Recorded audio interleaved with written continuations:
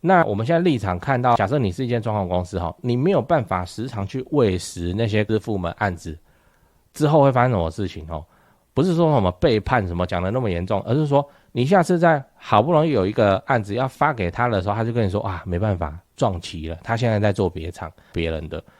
那第二次你再找他啊，没办法撞，因为你就间隔很久你还找他，你知道啊，就没办法啊，就没办法啊，就没办法那久了这个师傅就断线了就这样。好，那此时还有一个新的奇葩的问题就是说，那你想想看，好的师傅都怎么样？都会被工作绑住，被案件绑住因为他品质好那你这个室内装潢公司你用过以后，下次你还继续，你只敢用它啦就这样啦那就用它，然后随着你的生意越来越好，然后这个师傅的案量就越来越多按你的厂大概都是，比方说铝门窗都是给他做比方说泥做都是给他做，就这样做得好好的。好，那现在有一个乡民他突然网路找说，我家这边要重弄，请问有没有师傅可以接？立刻有一个室内装潢公司说，没问题，我可以接，突然就可以接，或是立刻有个师傅就跑出来说，没问题，这是什么情况？一招辨别装潢蟑螂，避开被骗的地雷公司选法。先说结论你就找理由要去他们公司看看，如果连看都不行，那你就要小心了那他就跑单帮的嘛，跑单帮不是问题但是他的风险在就兜不了底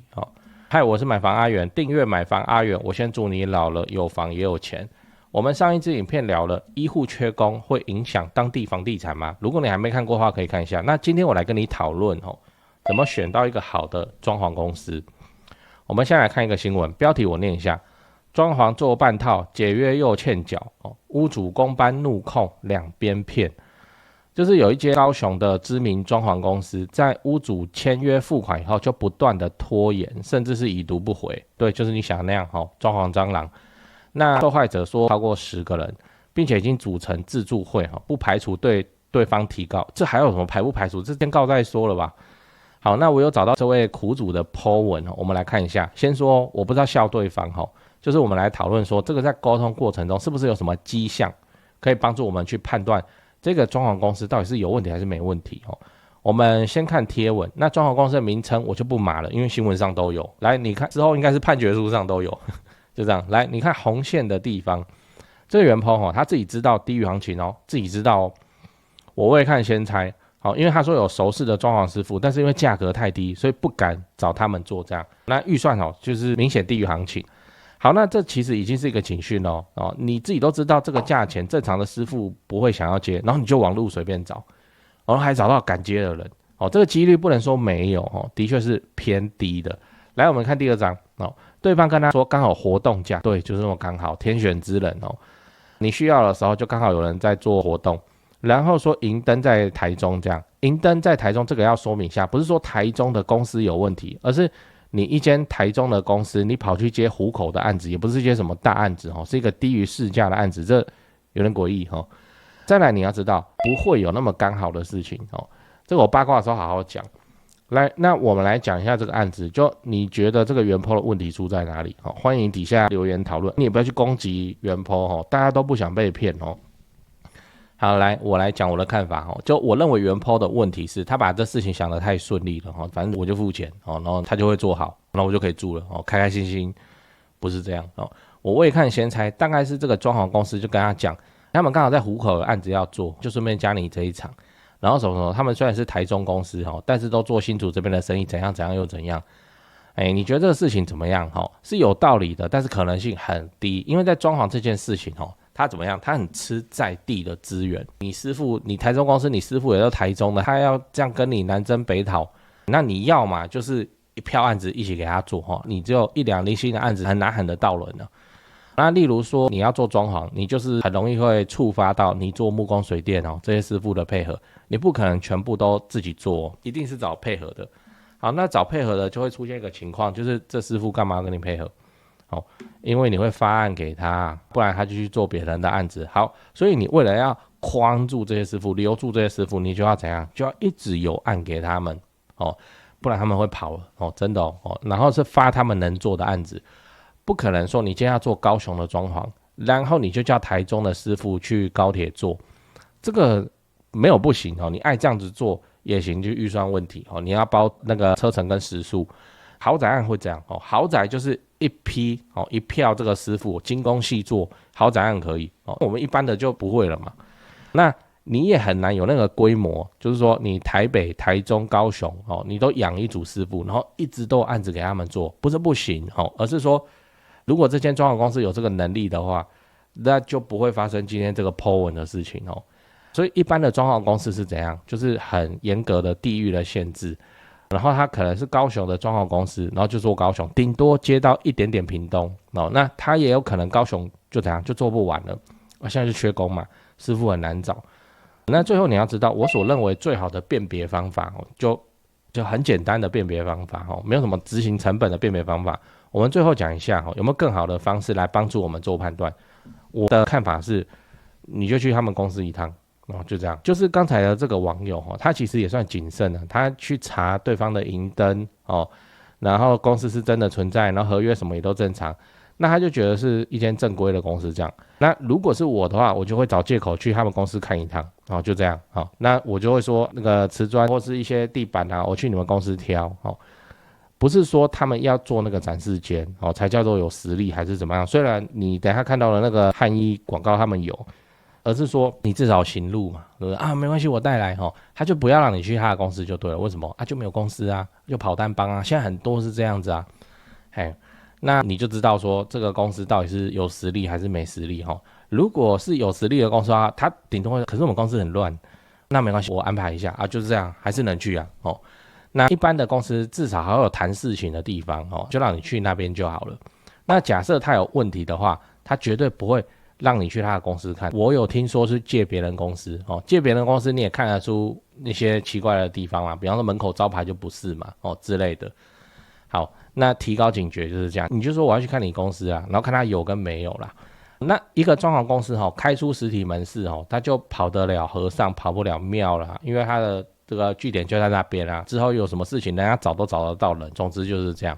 那这个就跟我们过去讲说，你去判断一间房仲店有没有要认真开的，还是来炒短线就是看他敢不敢花大的装潢一样。大的装潢很贵啊，一定是长久经营才会去花那个装潢。同样的，这个自己就做装潢的然后要么不给你看公司要么这个整间公司看起来就是个很朴实无华的办公室，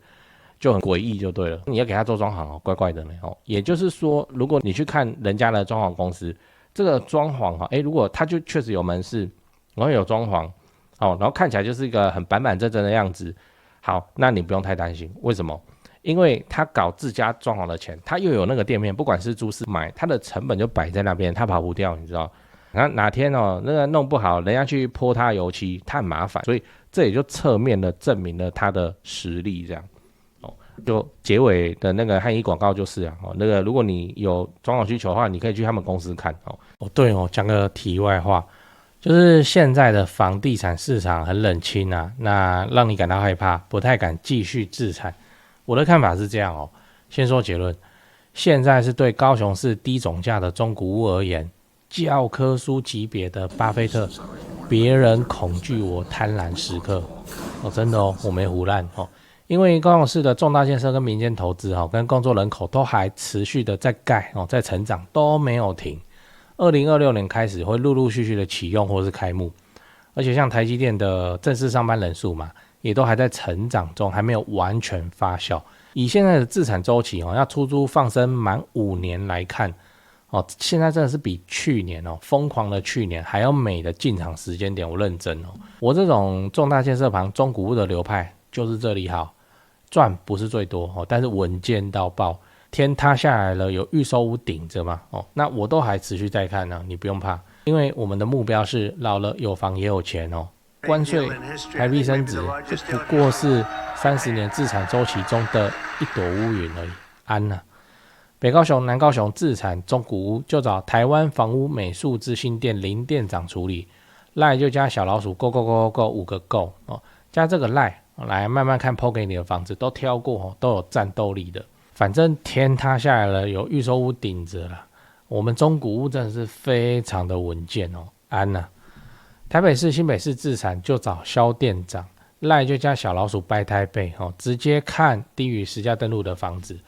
最后，请你购买我买房阿元的 YouTube 频道会员我会挑出能够拉抬房价的重大建设我的高雄自产作业就直接给你抄，1个月250块钱，自产高雄之前上个保险非常的便宜。你有购买会员的话，就我回答问题会详细也认真很多那通常会用到录音去好好讲这样。没有买的会员我就简答。老了有房也有钱，这个目标才是我们的追求。现在就点开资讯栏加入会员，直接开始抄作业。我是买房阿元，加入会员，祝你老了有房也有钱。讲八卦就是说装潢这件事情我来分享几个现象这不是什么问题这就是现象而已。好，那我先分享一个现象，就是说师傅会跑就是说泥作师傅然后木工师傅然后什么有的水电师傅等等，他们大概不会说就到你这里来上班，不可能，因为你也没那个钱去花钱养他，所以你要一直配案子给他，一直给他案子，让他去做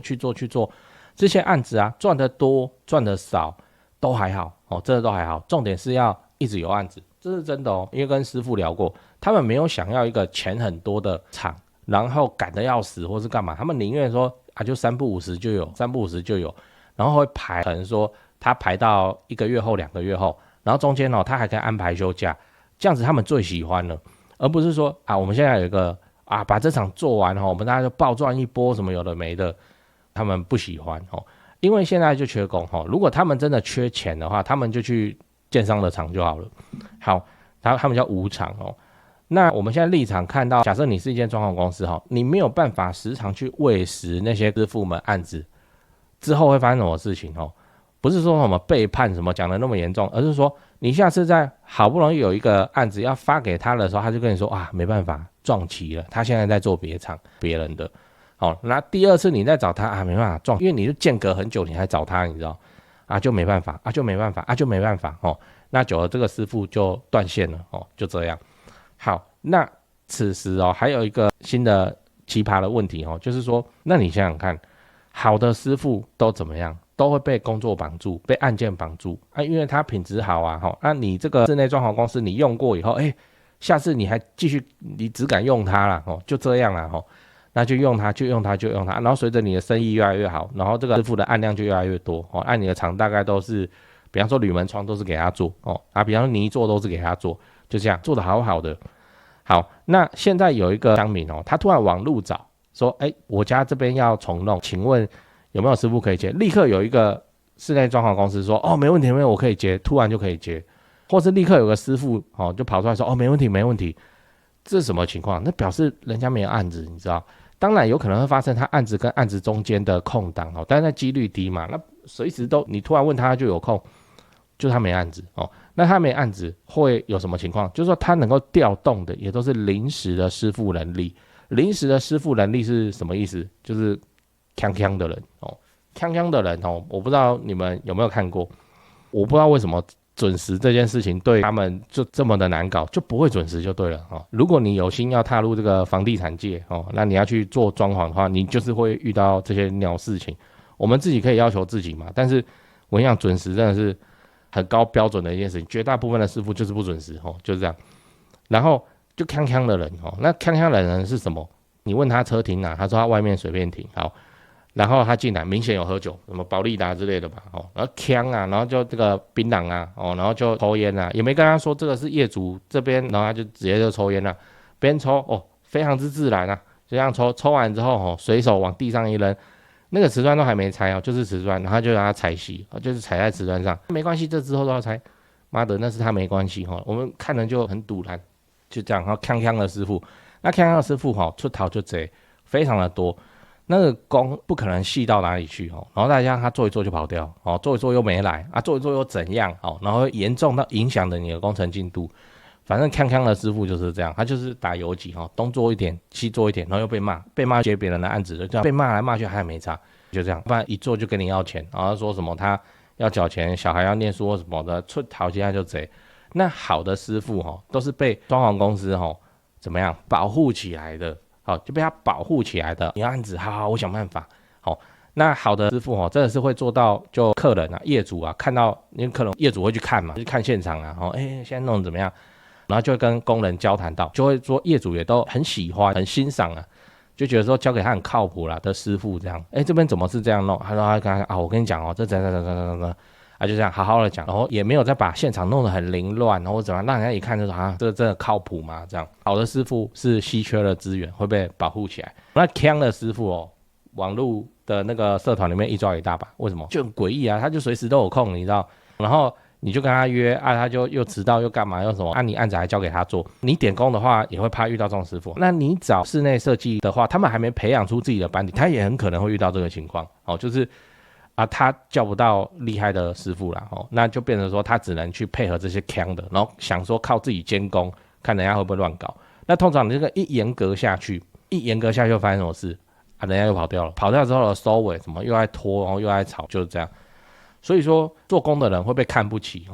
其来有志，只能讲说其来有志啊，就是有一大票工人出现的那个素质真是令人堪忧啊。那个素质好的、水准高的都怎么样？要么自己开业了要么都被保护起来了。然后再分享一下，我有观察到一个现象就是说很好看，那些旧屋翻新影片很好看，我也很爱看。我所比较熟知的几个频道，我会跟你分享来，第一个安心整合，如果你没看过，你真的要去看一下安心整合听起来还好，对不对听起来这个也不威猛的频道，你去看一下，它大概是行业教科书就是我们在做，它直接做的是最难的题目，叫老屋翻新。我以前还觉得老屋翻新是基本功嘞因为那个汉一就陈老板不是都做这个吗我以为这是基本功那结果后来我才知道说，这个老屋翻新是很多年轻设计师很不爱接的东西，一遇到老屋他就不要，他们都去接什么？就预售屋交屋那种房子新灿惨没什么问题为什么壁癌不会处理很难处理然后就要去跟邻居沟通，楼上楼下沟通什么的就会变成这样。好，那这个老屋翻新安心整合，它的施工的工法你就去看真的很好看，行业教科书然后再来是那个翻你的老屋翻你的老屋好像是在板桥有门市，然后就一直拍片这样。我相信以他们的频道这样子经营起来他们根本不缺客人因为一个案子就会占掉你大量的时间嘛那我假设他们有一支影片的播放，直接让他来了8组客人的老屋要翻，他怎么做得来？怎么可能做得来？然后还有一大堆，台中有吗？还有一大堆，高雄有吗？做不来那翻你的老屋这个也蛮好看的。然后还有一个叫挖喜红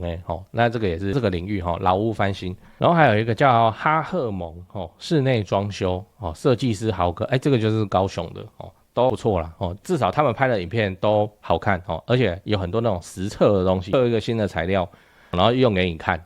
还不错就很不错。那他们这种拍影片的室内设计又有一个共性是什么？爱惜羽毛，对不对？如果今天他接一个案子被做爆了然后会是发生什么事？底下人会骂，所以他留言区留言不要找他，然后什么，就跟那个 Google 的1星评论一样所以他们又敢经营频道，然后又露脸，然后又经营了那么久，经营出成绩。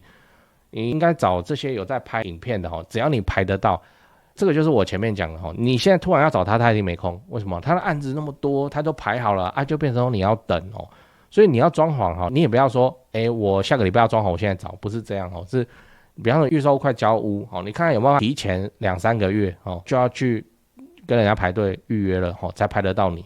大概就是这样。你要好的室内设计公司好的设计师，你要好的工班来帮你做，就会长这样。OK 好，那他们敢拍嘛那敢露脸嘛也有门市嘛，所以他们应该是爱惜羽毛的吧我的判断是这样参考看看。你最近在找室内装潢公司吗？我查到一个有趣的资料讲给你听，就是说民众在找室内设计公司最讨厌遇到的几个状况。来，第一个，设计师承包商收款后跑路，对吗这确实很糟糕，因为这等于是装潢蟑螂，这就要打诉讼，可是房子还是拆在那边很讨厌这样。不过我知道有一家不会这样因为他几千万的门市，在家装潢都是老板自己买自己装的有那个财务的实力。那现场也有直接可以挑瓷砖、挑板材的地方大门市找得到人，跑不掉。那真的做爆了的话，也兜得了底都还赔得起。第二点是施工不良，日后漏水我都施工了还漏水这样。这也确实很麻烦，因为都住进去了嘛，那到时候为了要修漏水，可能还影响到邻居哦，搞得家里又要变工地。不过我知道有一家不会这样至少豪宅案子也是敢委托他们去做。那第3点是恶意追加费用，预算严重超支，这个也是很糟糕，就是通常是发生在那种跑单帮的设计师哦，就他是先低价报价，然后把案子接进来，然后后面再一直加，反正我都拆下去了，那你不加也不行，就会感觉像被绑架一样。这个我观众也反映过非常多这种情况，不过我知道有一家不会这样，因为他们就做10几年了哦。那这个案例上跟那个施工上跟他的售后去看他的 Google 评论评价就知道了。你刚刚看到的画面哦，全部都是他们家以前施工做过的案例照片。接下来我都放完工后的照片给你看。先说结论哦，台北市、新北市地区的朋友，反正就是泸州，他们店在泸州，泸州开车30-40分钟之内可以到的地区。那家里要装修或者自产的要装修，就找这一家室内装修公司先问问看。汉一室内装修，因为我有认识老板，那又加上很多双北的朋友在请我推荐室内设计公司，双北哦，什么老屋翻新啊、隔套啊、老公寓啊、预售屋、交屋要整理要收租的，我就推荐这一家汉一室内装修。汉一陈老板案件经验非常丰富，他给我历年来的施工照片，案场超过100场照片超过27000多张，我都不知道怎么挑。那加这个 LINE 可以跟助理先描述你的需求，甚至直接传屋况的照片，初步谈一谈之后，应该就会去丈量了室内设计是这样，就你找谁不是找，就是找而已嘛，就是怕被骗、怕被敲而已嘛。那我推荐，我信任汉一陈老板。那你的房子要装潢，那就找汉一室内装修，先加他们先去问一下。双北装潢就找汉一室内装修，买房阿元推荐，总是比在外面乱找还要安全一点。现在就加 LINE 的 ID 是小老鼠HANYI 汉一。